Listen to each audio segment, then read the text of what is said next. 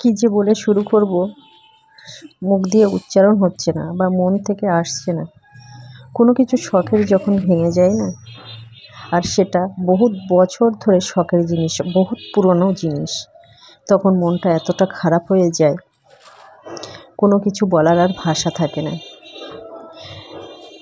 আজ এই যে টি টেবিলটা দেখছে, আর সবথেকে বড় কথা, যখন নিজের হাত থেকে ভাঙে তবু কিছুটা, যখন অন্যের হাত থেকে ভাঙে না, হয়তো সেই গল্পটা শুনলে মন খারাপ করবে, কিন্তু আমার কিছু বলার নেই বা করারও নেই, তাই তোমাদের সাথে শেয়ার করছি।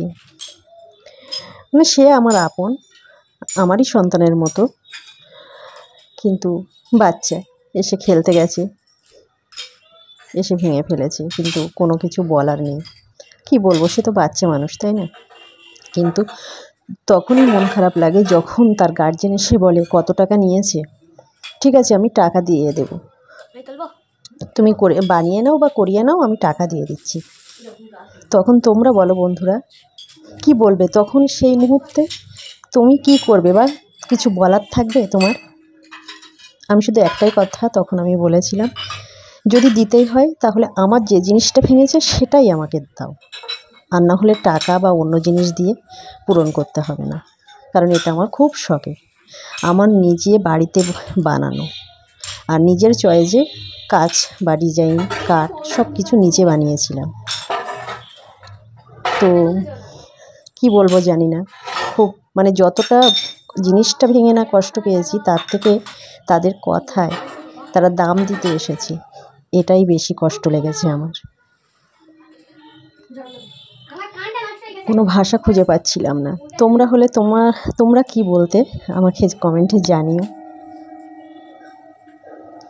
যাই হোক, কাজগুলো সব তুলে ঝেড়ে ঝুড়ে কমপ্লিট করে নিলাম। আবার একটা নতুন ডিজাইন বানাতে হবে, মানে কাঠের ডিজাইনটা আছে, কাছের কিছু ডিজাইন বা যেটাকে আমরা ওর উপরে বলি না, মানে ইচিং করা, সেই কাছের উপরের ইচিং যে ডিজাইনটা থাকে সেটা বানিয়ে নিতে হবে, একটু সময় লাগবে। আজ মনটা খুব খারাপ। আর অনেকে বলে কাজ ভাঙা অশুভ, কিন্তু তোমরা জানিও অশুভ কি শুভ।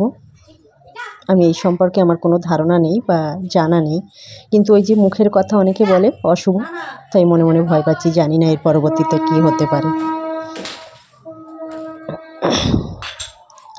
সর্বদিকে কাজ ছিটিয়ে ছাটিয়ে গেছে, আর জানি না আবার কার পায়ে ফুটবে। আজ এখানে ভিডিওটা শেষ করছি, মন খারাপ, কিছু বলার ভাষা নেই।